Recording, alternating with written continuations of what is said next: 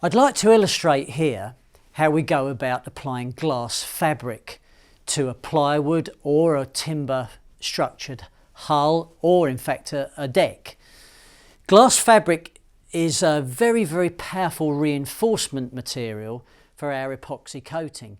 It may even be called for within the design of a small kit or a small set of plans that are all available now from a wide variety of designers.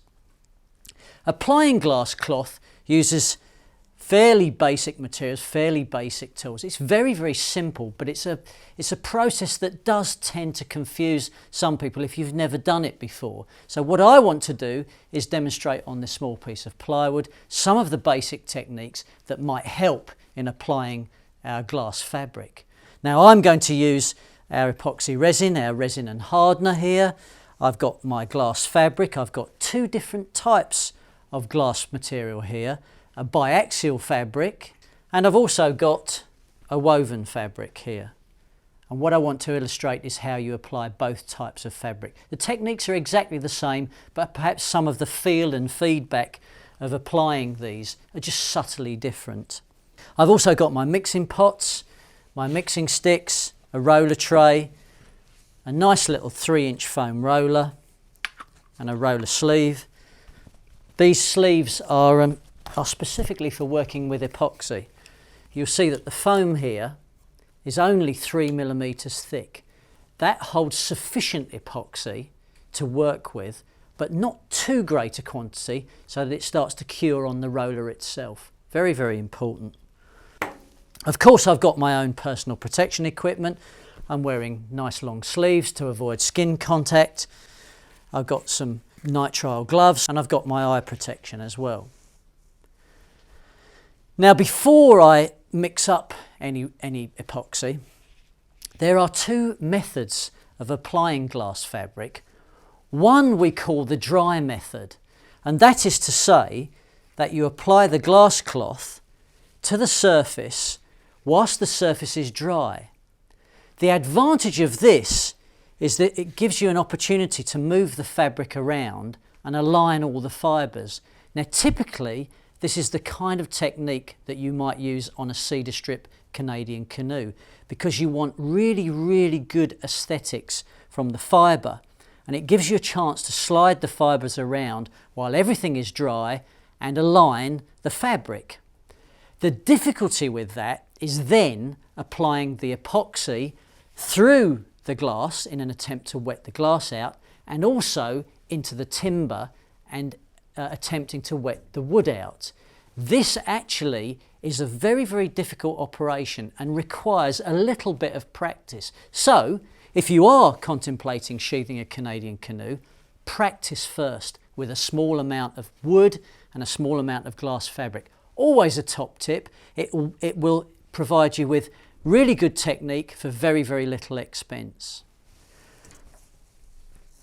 What I want to illustrate on this board is the method that we call the wet method of sheathing, and that is to say I'm going to apply a coat of epoxy onto the surface here, leave that to tack slightly, then I'm going to apply my glass fabric and wet that out.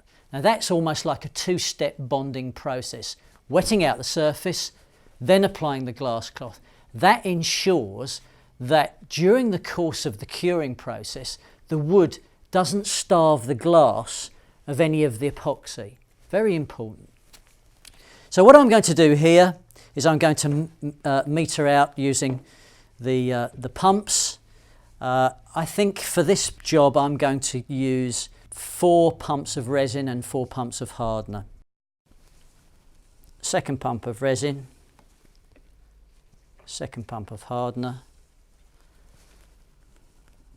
third pump of resin, third pump of hardener, and then my final 4th pump of resin. I'm going to use one of our plastic reusable mixing sticks to blend the two together, and I'm going to spend 2 minutes blending the resin together with the hardener.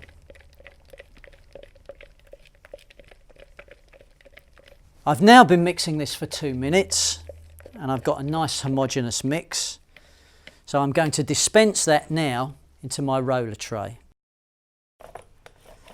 making sure I've loaded the roller up with my epoxy, and then applying it to the surface. This makes life so much easier. You can really distribute this very, very nice and evenly.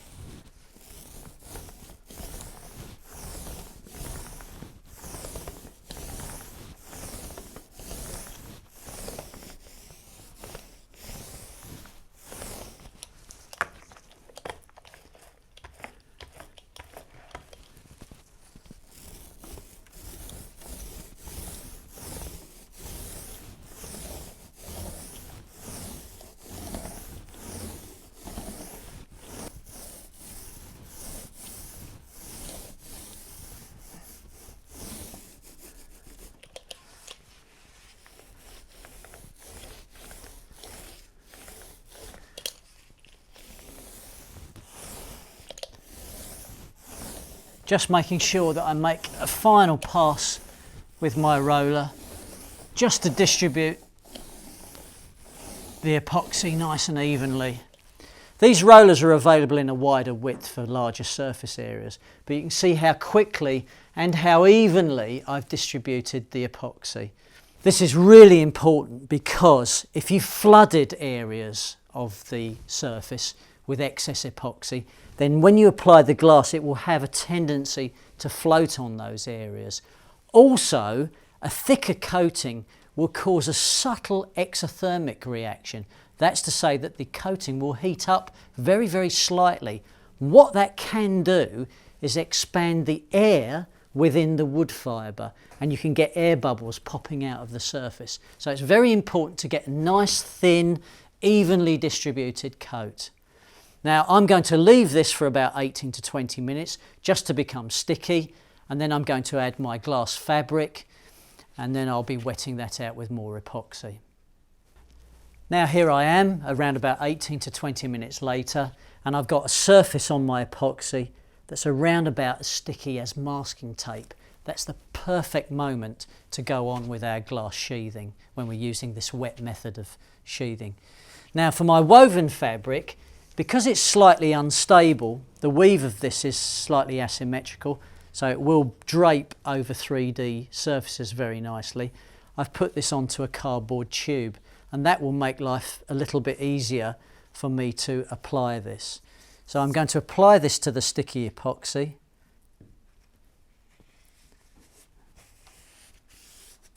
And I'm just going to unwind the roll on the surface and allow the lovely tacky qualities of the epoxy to do their work.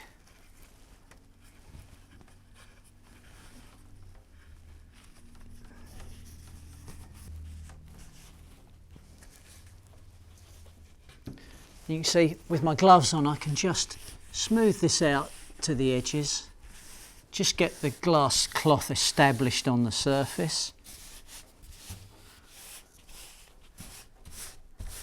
You see how that stayed there quite nicely. You can see on this cloth it has what we call a feathered edge. The weight of the edge is around about half the weight of the centre of the roll of the fabric. This means if you get an overlap here, you're actually generating the same weight as the fabric here rather than doubling the weight if you were to overlap it as a standard fabric. This fabric is a really, really nice high quality glass fabric.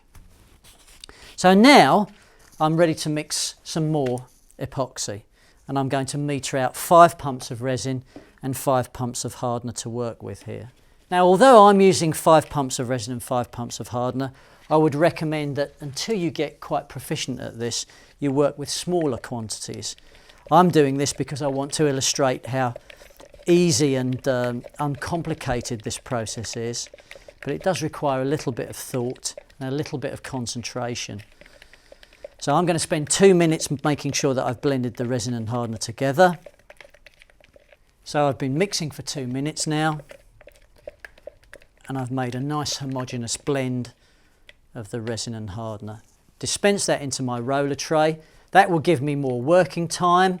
The working time of 4 pumps of resin and 4 pumps of hardener with the standard hardener in a mixing pot is around about 20 minutes. In a roller tray, I can extend that time to nearly double that working time because I've spread the volume over a broader surface area.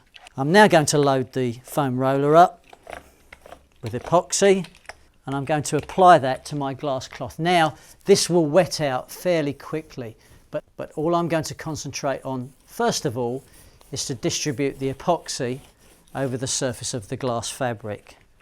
One advantage to using the foam roller is it's quite speedy, so you get good working times here. Now I'm nearly running out of epoxy in my roller tray, but that's not going to stop me mixing some more up.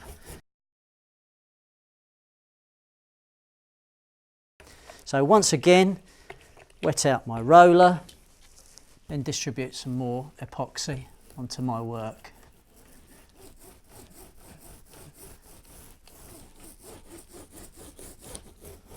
So I'm not using too vigorous an action, so I'm trying to stay very clean, keep everything nice and clean. Now I can come back and do some detail work and try and consolidate the glass with my roller and distribute the epoxy all over the surface of my work.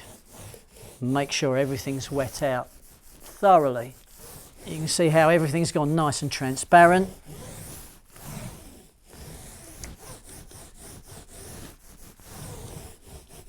And now I've got no air bubbles under the glass cloth. The action of the roller is driving those out.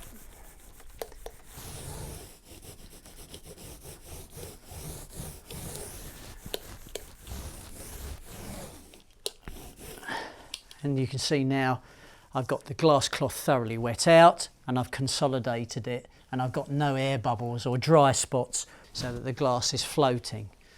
What I'd like to do now is illustrate another type of fabric that we have that also is called for in boat designs. This is a more substantial, more structural fabric, and what I'd like to do is illustrate how this wets out just as easily with exactly the same techniques, but I'd like to apply that straight over this glass cloth. Some designs do call for multiple layers of glass, and very often the larger sized boat builds will require a biaxial glass. So I'm just going to apply that against the wet epoxy. Just get that to stick.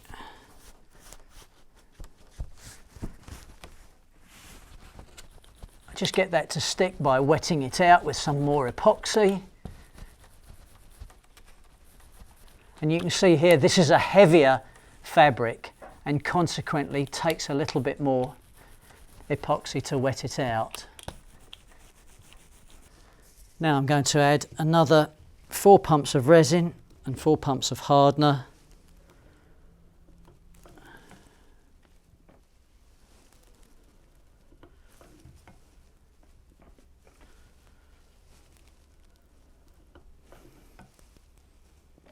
Again, I'm going to make sure that I mix this for 2 minutes, ensuring that there's a thorough blend of resin and hardener.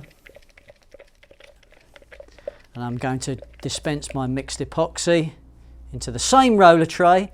So bear in mind I'm using this all the way through this process.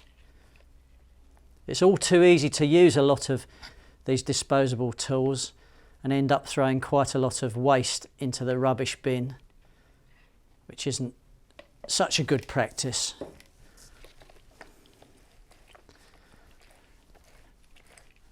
I'm really letting the epoxy do my work here for me, letting the wetting characteristics of the epoxy really impregnate the fibres, making sure I've removed any air bubbles. You can do that with short movements of the roller.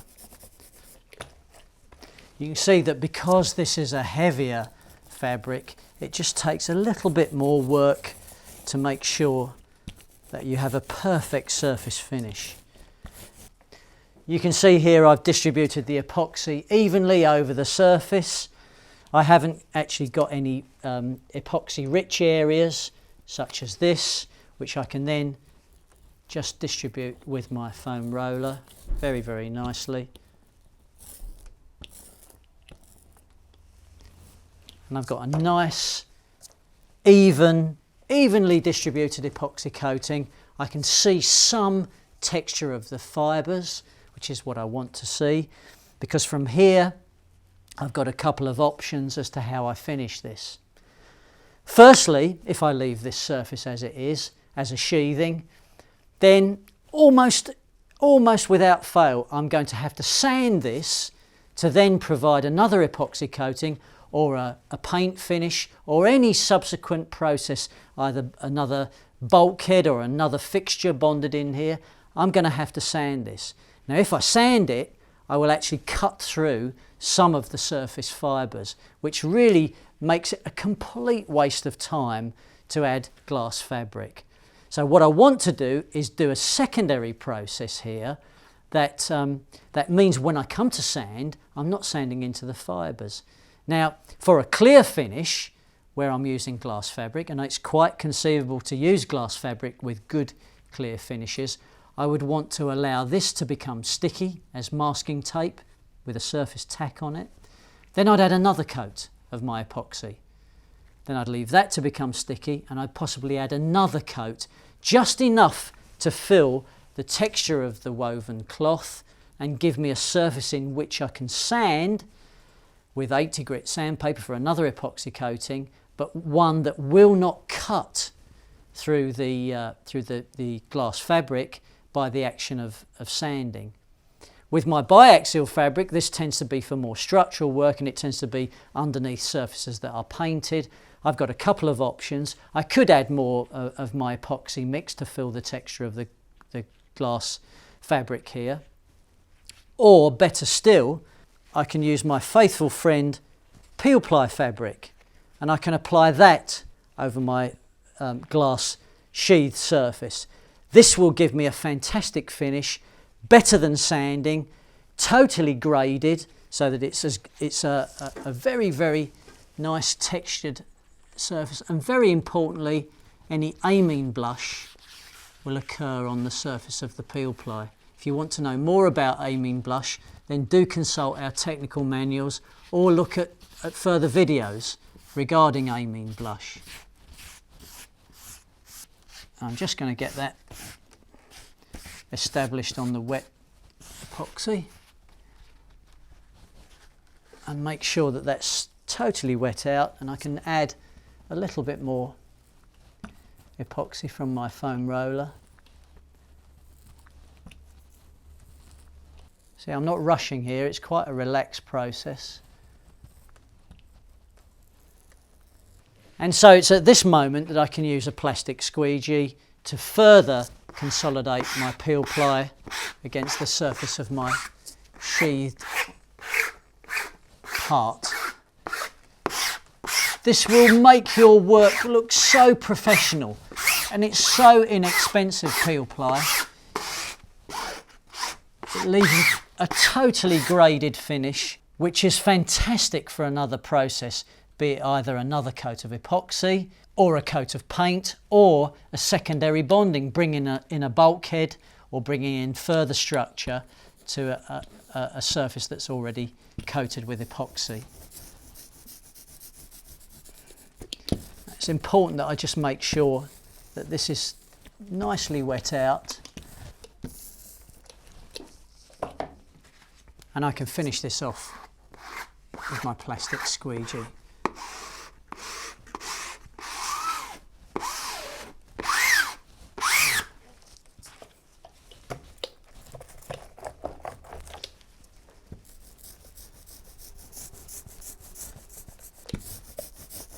And you can see here, there's absolutely no problem in applying just a little bit more epoxy over the peel ply, just to ensure that it's all wet out. Because if it's not in contact with the wet surface underneath, it won't function and do its job.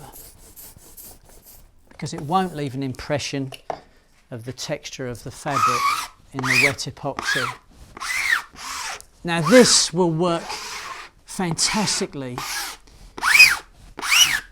on a boat that's having a new deck put on it. If you were fitting a new plywood deck, it would be really, really good practice to sheathe the deck with a glass fabric. Now, of course, once you've done that, you're likely to want to walk all over it, maybe for 6 months, maybe for another year. And it's quite feasible to leave the peel ply on for that period of time and then rip it away once you're ready to maybe fit a teak deck or you're ready to paint the decks. Underneath that, when you rip the peel ply away, will be pristine, ready to bond to surface that is epoxy coated or epoxy and glass coated.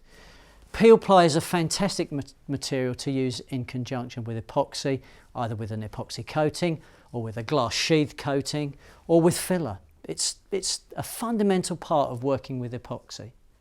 Filling and fairing a surface is all about making a rough surface become smooth with an easy to sand and very, very stable filled mix of epoxy.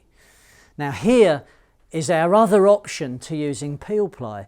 We've got a heavily textured surface here, which it will be highly desirable to fill before we paint over the surface in the efforts to fill the texture of the weave of the glass fabric or glass cloth. The idea behind that is that by filling the weave, when we come to sand, we don't cut through any of these really, really strong glass fibres. Now, the ideal filler to do that, or one of the ideal fillers to do that, is the 407 low density filler. There are 3 low density fillers in the West System product range of fillers. There's the 407, there's the 409 and the 410. The 410 microlite filler is the easiest to sand. In fact, it's almost like the same density as cedar to sand. Very, very easy to sand, but not recommended under dark painted colours because it lacks just a little bit of heat stability. The 407 low density filler is a fantastic stable filler that is also fairly easy to sand. The density of this is very similar to mahogany, so it does represent an easier to sand surface than just an epoxy coating, which is very, very tough to sand. So what I'm going to do here is I'm going to metre out 3 pumps of resin and 3 pumps of hardener. I'm just using the standard hardener here, the 205 hardener, and then I'm going to mix up some of the low density filler, and I want to show you exactly the kind of consistency that we're looking for the filler to be applied nice and seamlessly and efficiently.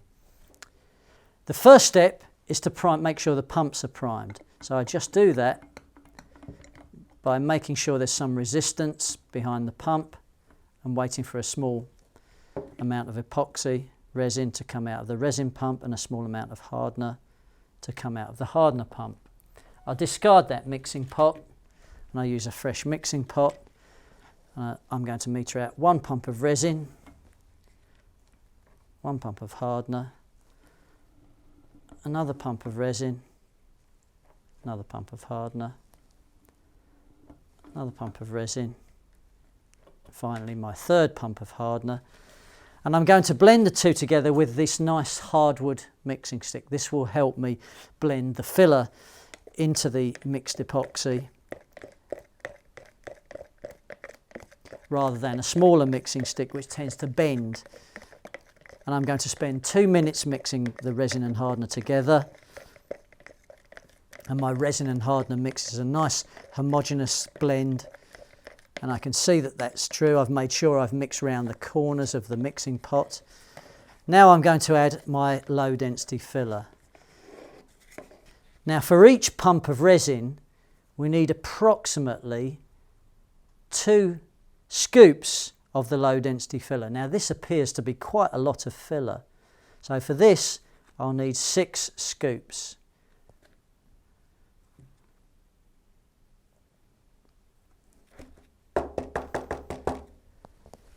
And if you look at that, this is around about twice the volume of filler to the mixed epoxy. This should give me close to a peanut butter consistency, which is the kind of consistency that I want to stay on this vertical surface and be very easy to sand. Now this will take quite a bit of blending together. It's a good idea to carefully blend the filler with the epoxy. And very, very suddenly you feel the two start to blend together and you end up with a nice mix that you can really work on and get it really nice and smooth. This is why you need a sturdy mixing stick to do this. Spend some time blending the two together.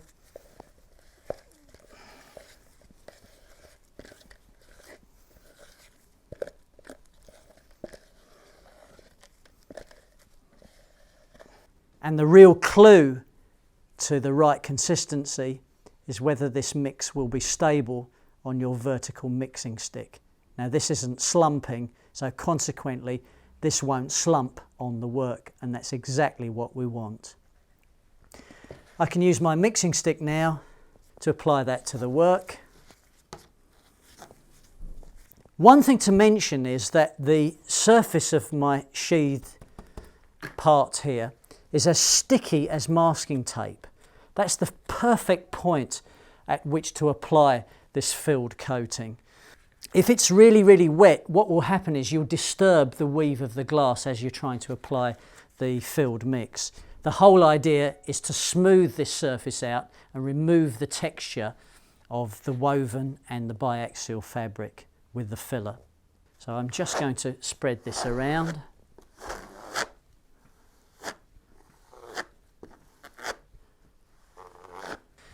Notice I'm not trying to overfill this and lose the level.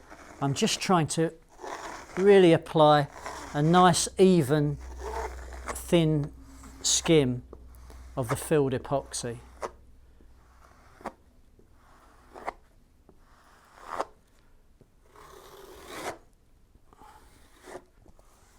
And I can use my other squeegee rather like a plasterer would. I'm using the squeegee at a certain angle. This helps in breaking air bubbles. I can also draw it at this angle and this angle, which helps give me a really nice level surface. The last thing you want to be doing here is just simply overfilling this, only to spend ages of time sanding back to a level, sanding off filled epoxy, getting dust on the floor. The best policy is to get a nice level surface before the epoxy gels. And you can see there, we've got very little epoxy left. We've got some epoxy left in the mixing pot, but we've got most of our surface filled with epoxy. So I think this is a really good example of how to do it. These are all best practices, and this will achieve very, very good results if you watch this application video.